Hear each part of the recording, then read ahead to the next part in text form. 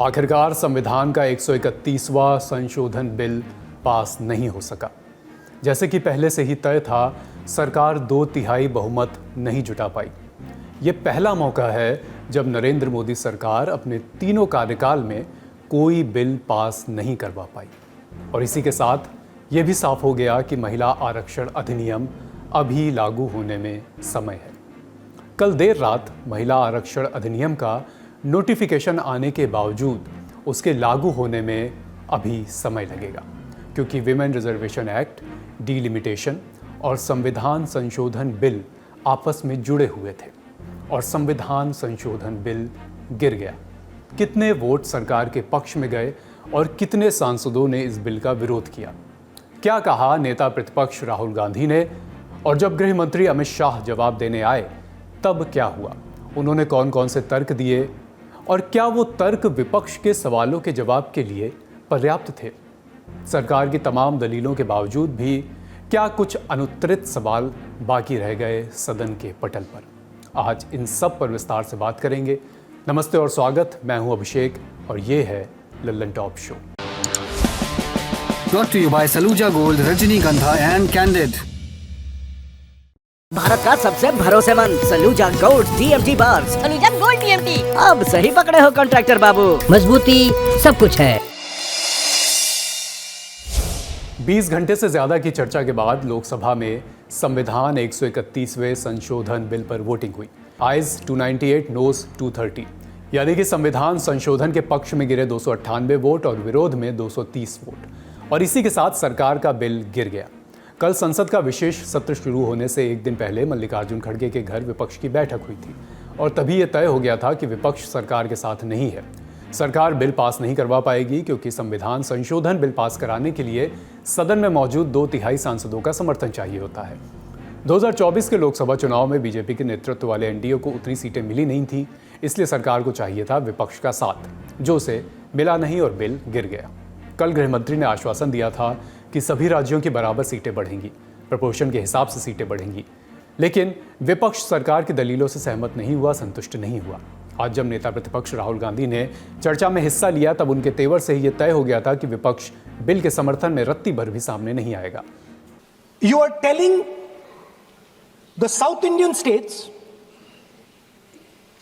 you are telling the northeastern states, you are telling small states in India that in order for the BJP to remain in power, we are going to take away representation from you. This is nothing short of an anti-national act. This is what you are doing. And under no circumstances are we going to allow you to do it.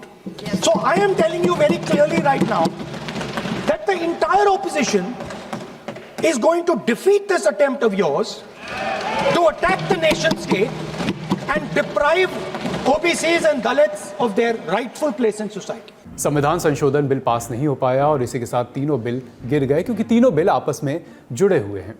केंद्र शासित प्रदेश कानून संशोधन bill 2026, दूसरा bill संविधान 131वां संशोधन विधेयक 2026 और परिसीमन विधेयक 2026 यानी कि डिलिमिटेशन बिल 2026। लेकिन चर्चा, वोटिंग और बिल के गिरने के बीच कुछ सवालों के जवाब नहीं आ पाए।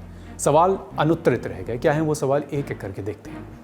कल गृह मंत्री अमित शाह ने कुछ राज्यों के लिए सीटों की सटीक संख्या भी बताई थी, लेकिन उन्होंने कहा था कि तमिलनाडु में लोकसभा सीटों की संख्या 39 से बढ़ाकर 59, कर्नाटक में 28 से बढ़ाकर 42, केरल में 20 से बढ़ाकर 30, आंध्र प्रदेश में 25 से बढ़ाकर 38 और तेलंगाना में 17 से बढ़ाकर 26 हो जाएंगी।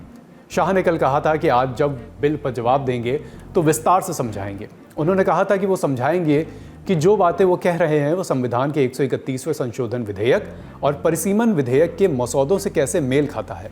गृह मंत्री ने आज भाषण दिया। आज उन्होंने एक व्यक्ति एक वोट एक मूल्य की बात कही। उन्होंने कहा कि 127 सीटें ऐसी हैं जहां 20 लाख से ज़्यादा जनसंख्या है। कुछ एक कॉन्स्टिट्यूंसी ऐसी भी हैं जहां जनसंख्या 45 लाख है, जबकि कुछ लोकसभा सीटें ऐसी भी हैं जहां 6 लाख की आबादी भी नहीं है। ऐसे में समान प्रतिनिधित्व कैसे होगा? लेकिन इसके तुरंत बाद उन्होंने कहा कि 50% सीटें हर राज्य की बढ़ेंगी। संवैधानिक सुधार के लिए ये नैरेटिव फैलाया जा रहा है।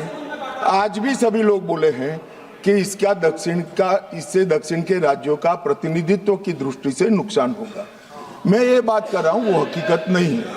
अब जब मैं हकीकत नहीं है कहता हूं तो कल मैंने डिटेल बताया था, मगर फिर भी भाषण पढ़े जाते हैं फ्यूचर में। ये नैरेटिव तोड़ने के लिए जरूरी है कि मैं एक लाइन में समझाऊंगा। कर्नाटक, आंध्र प्रदेश, तेलंगाना, तमिलनाडु और केरला, 4-5 राज्यों का जो काल्पनिक एक दक्षिण उत्तर करा है, इसके 5 राज्य है, उसकी 543 सीटों में अभी स्ट्रेंथ है 129। अब ये 129 जो स्ट्रेंथ है 543 के प्रतिशत निकालते हैं तो 23.76% होती है। अब 50% वृद्धि कर जब ये 5 राज्यों की सीटों का हम आवंटन करते हैं तो 129 से बढ़कर 195 होती है। 129 के बढ़कर सीटें 195 होगी, जिसका 816 में प्रतिशत बाहर निकालते हैं तो 23.87 आएगा। गृह मंत्री कह रहे हैं कि सभी राज्यों की सीटों में एक समान 50% की बढ़ोतरी होगी, लेकिन ना तो परिसीमन विधेयक 2026 में और ना ही संविधान संशोधन विधेयक में ऐसा कोई फॉर्मूला दिखाई दिया। जो ड्राफ्ट सरकार ने दिया उसमें ऐसा लिखा ही नहीं था। तो लिखा क्या था? नए परिसीमन विधेयक का क्लॉज 8 आयोग को निर्देश देता है कि वो नई जनगणना के आंकड़ों के आधार पर राज्यों को सीटें आवंटित करे। ये नए बिल के ड्राफ्ट में लिखा था। अच्छा, संविधान क्या कहता है? संविधान के अनुच्छेद 81(2)(a) के मुताबिक पूरे देश में हर राज्य के लिए जनसंख्या और सीटों का अनुपात समान होना चाहिए। यानी 50% वाले फॉर्मूले का तो कहीं जिक्र ही नहीं था। तो फिर दोनों शर्तों को पूरा कैसे किया जाएगा? जो बात गृह मंत्री कह रहे हैं वो ना तो नए बिल में लिखी है, ना पहले से संविधान में। ये मुद्दा गृह मंत्री के जवाब के दौरान भी उठा और उन्होंने इसका जवाब भी दिया। उन्होंने कहा कि सरकार बिल में अमेंडमेंट करने के लिए तैयार है। मान्यवर वेणुगोपाल जी ने 2 चीजें करी कि एक तो 50% आरक्षण और 50% सीटें बढ़ाई जाएगी, उसको बिल में शामिल करने के लिए ऑफिशियल अमेंडमेंट लाने के लिए तैयार हो। हाँ जी, मैं तैयार हूं।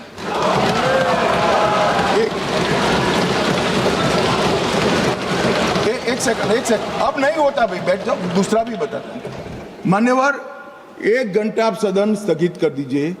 1 घंटे में मैं मेरा ऑफिशियल अमेंडमेंट मेरे पास में तैयार है, जेरोक्स कराकर सभी सदस्यों को सर्कुलेट कर दूंगा, क्योंकि हमें 50% सीट बढ़ानी है, हमें कुछ छुपाना नहीं है, हमें कोई चोरी करनी नहीं है। तो ये तो हुआ पहला सवाल जिसका जवाब गृह मंत्री अमित शाह ने दिया।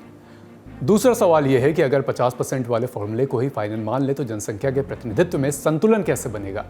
उत्तर भारत के राज्यों में पिछले 50 वर्षों में जनसंख्या तेजी से बढ़ी है। दक्षिण के राज्य जनसंख्या नियंत्रण में सफल रहे हैं, जैसा कि ये दावा भी करते हैं। उदाहरण के लिए यूपी और तमिलनाडु। यूपी की जनसंख्या तेजी से बढ़ी है, तमिलनाडु में जनसंख्या बढ़ोतरी की रफ्तार उतनी नहीं रही।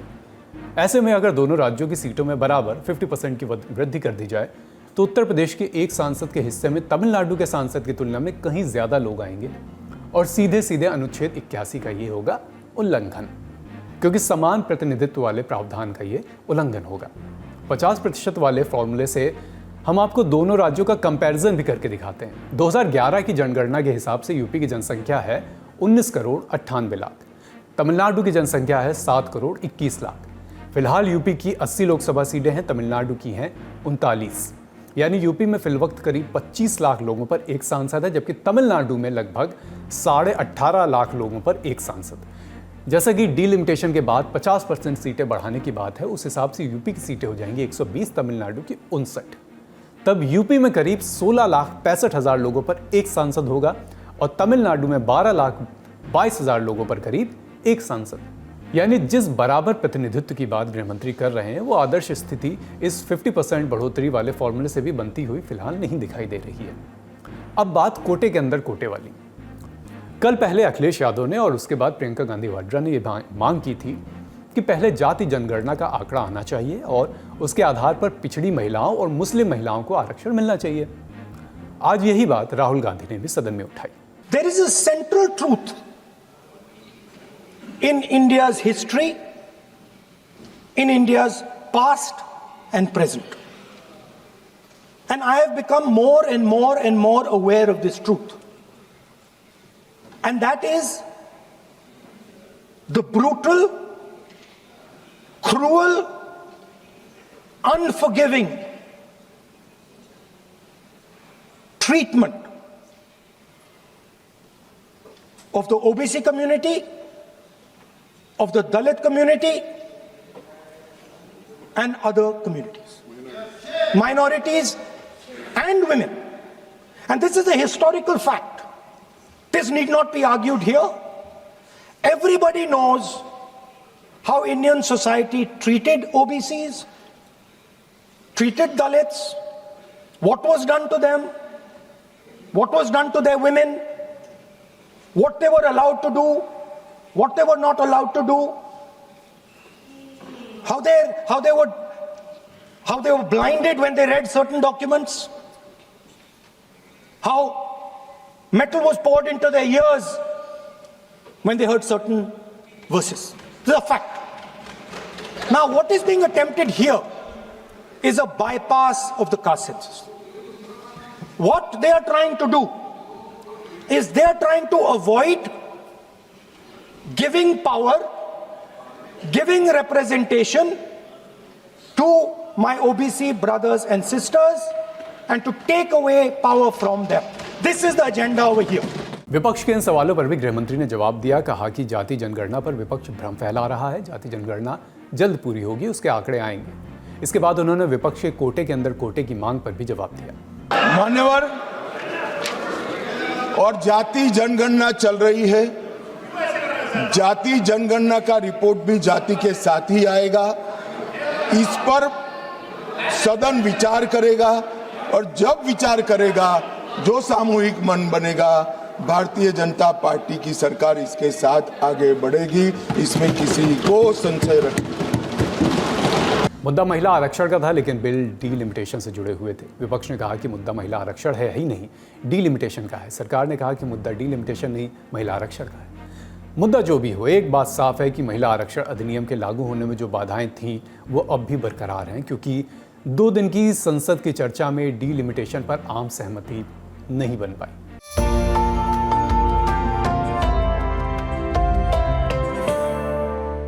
आगे बढ़ने से पहले समझ लेते हैं कि डीलिमिटेशन क्या है, एक क्विक रिवीजन टाइप का। आज़ादी के बाद भारत ने लोकतंत्र के रास्ते पर चलना चुना। लोकतंत्र का सीधा सा मतलब है जनता के चुने लोगों का शासन। आम हो या खास, सबके वोट का महत्व बराबर होता है।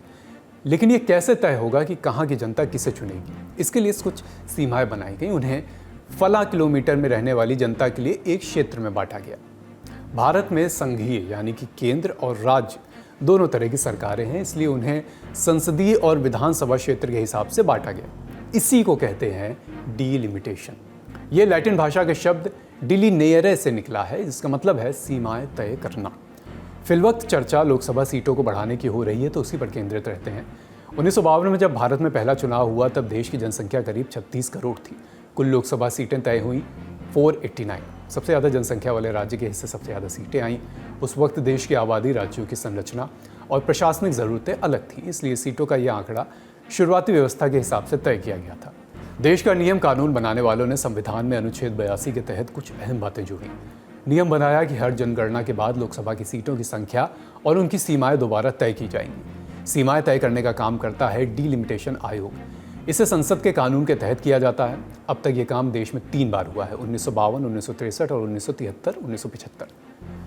1971 के चुनाव में लोकसभा सीटें 518 हो गई, 77 में बढ़कर 542 और 1980 में 543। तब से अब तक यही संख्या बरकरार है। उस वक्त देश में इंदिरा गांधी की सरकार थी, जो जनसंख्या कम करने और परिवार नियोजन के लिए जोर दे रही थी।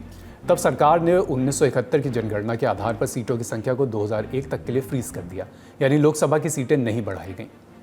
ऐसा इसलिए किया गया ताकि जो राज्य जनसंख्या नियंत्रण कर रहे थे, उन्हें किसी तरह की पनिशमेंट ना लगे।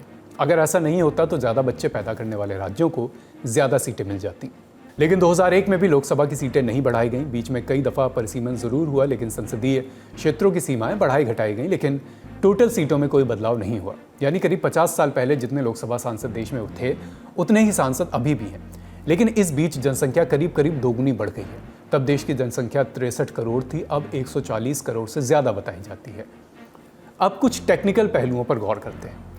भारत में लोकसभा सीट कितनी हो और अलग अलग राज्यों को कितनी सीटें दी जाएं, ये तय होता है संविधान से। ये 2 स्टेप प्रोसेस है। पहला फेज है राज्यों के बीच सीटों का बंटवारा करना। दूसरा फेज है हर राज्य को अलग अलग टेरिटोरियल कॉन्स्टिट्यूंसीज बांटना, मतलब कि एक सीट कहां से कहां तक होगी ये तय करना, जिससे फेडरलिज्म यानी राज्यों का प्रतिनिधित्व और लोकतंत्र यानी जनता के प्रतिनिधित्व के बीच एक बैलेंस बना रहे, एक व्यक्ति एक वोट एक मूल्य का प्रिंसिपल बना रहे। अटल बिहारी वाजपेयी की सरकार में इन दोनों स्टेप को दो अलग अलग जनगणनाओं से जोड़ा गया।